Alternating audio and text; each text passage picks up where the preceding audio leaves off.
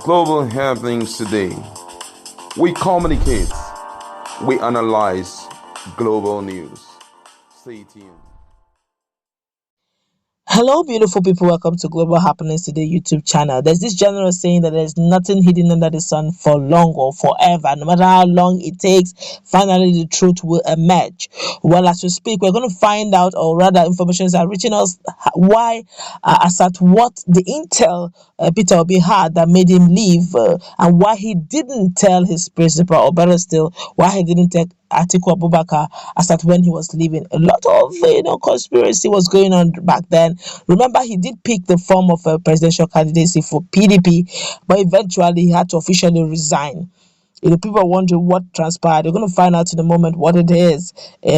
As for quick recap now, the last one they had, last election they had, PDP. I take that again. LP's presidential candidate, that's Peter Obi, was the running mate of Atiku. A lot of Nigerians, a lot of politicians said, "What changed? Why is the youth clamoring and canvassing for Peter Obi? He's still a product of PDP, or was the product of PDP. So it's not like he's a new politician in the block." And they're wondering why there's so much hype. We're going to find out what transpired in PDP. Before we do that, kindly subscribe to our channel. Click on the right subscribe button beside it. You see a bell notification icon. Kindly hit on it. And we're going to find out also why there seems to be super excitement over the visit of Peter Obi to Fayoshe, the former Ekiti state governor. Let's hit the ground running.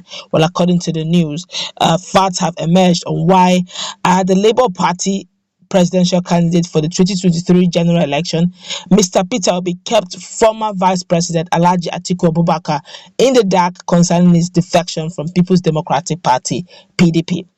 The PDP presidential standard bearer had, during an interaction with Arise television crew, disclosed that Obi, who was his running mate in 2019 presidential poll, did not inform him of his intention of leaving PDP till after 3 days he joined the Labour Party LP.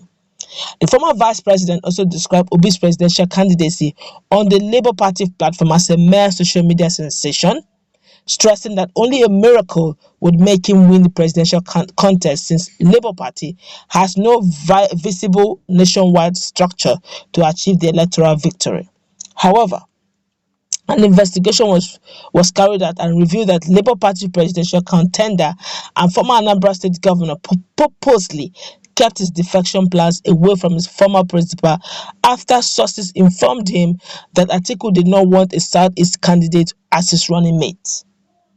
It could be recalled that the former vice president's decision to nominate the former Anambra State governor as his running mate in 2018 sparked controversies as major political actors from Southeast, particularly the Southeast Governors Forum, kicked against it.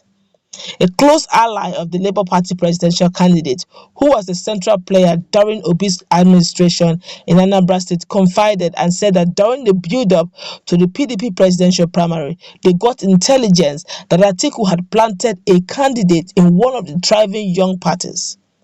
The source added that Atiku saw the potency in the younger parties, going by the experience of the Young People's Party (YPP) in 2019, which made a good impression at the poll.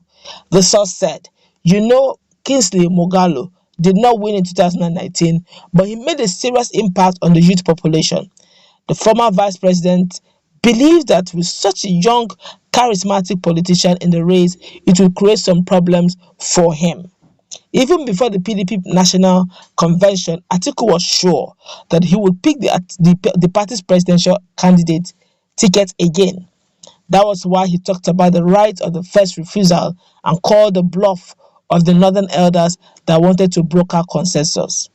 It became clear to us that since PDP was not forthcoming on the issue of zoning the presidency to the south, as well as the bond among incumbent state governors, we needed to explore other options and ensure that we did not give Atiku any impression about our plans. He said arrangements for Obi to move over to Labour Party had been concluded long before June 24th, when he wrote his resignation letter to Agolutu ward of PDP, which was also transmitted to the party's national headquarters immediately. He stated, With the resignation officially sealed, Obi now traveled to the United Kingdom briefly. After the visit to 10 Downing Street, he came back and declared officially for Labour Party on June 27th. It was actually on July 1st that His Excellency informed the former Vice President that he had moved on. That is it. By that time, Labour Party presidential primary had been concluded. This politics is a game of intellect, psychological, yes, but you need to also watch your back. Well, I wouldn't blame Atiku Abubakar for not considering Peter Obi, judging the fact that he used Peter Obi. He did use Peter Obi in 2019. It didn't give him the result of becoming the president of Nigeria, and coupled with the fact that there was a lot of controversies from the Southeastern Governors Forum. They said the enemy of a man's house, a name of a man is actually from his household. To think that he's going to go through that again and all that, using the same, some people will say you can't do the same thing you did and expect a different result. He believes that, okay, you have tried that, he has tried Peter Obi. Maybe, I'm just assuming now, maybe he must have tried Peter Obi, didn't to give him the much desired result. Maybe he should try someone and must have seen the effect of Mogalo and the rest. I probably thought, okay, we could rally around something, walk around something, someone that comes with some sort of euphoria and all that. Which means Peter Obi was actually watching on the pipeline to see if eventually he may be considered, and then decided to take that move. Now, who knows? Now, with the sensation Peter Obi is probably getting, I guess the likes of Atiku would have thought, why did you leave? Why didn't you stay back? The question is, if I was just there in front of you, would you have still picked me?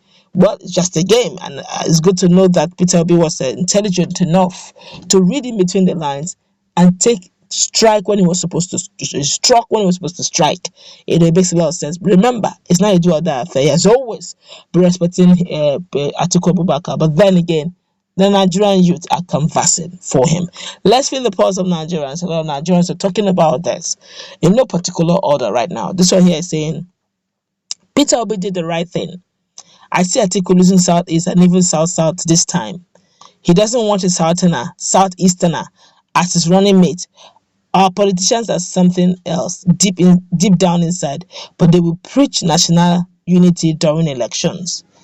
This person here is saying, you want Atiku to sabotage Peter Obi's destiny or political destiny. And that person here is saying, Atiku begged and waited for Peter Obi to change his mind and be his running mate for days and weeks after Obi had joined Labour Party, but Obi rejected the VP offer. That was how Governor Kowa emerged as Atiku VP. Obi made the right decision, and Nigerians are proud of him and will vote for Labour Party massively come 2023. Another person here is saying Obi's defection to Labour Party is the master stroke that broke the camel's back. The other regions never knew the weight that a Southeast candidate weighs prior to now. The whole thing has set all other contenders in disarray. They are still trying to understand the tsunami. Obi is Nigeria's next president. Come 2023, Nigerians have spoken. Anyone trying to rig next year's election will not see that day, just as one of them is locked up in UK prison for organ harvesting. Same disgraces are waiting any criminal that is working against Obi as a choice of Nigerians. But let me correct this.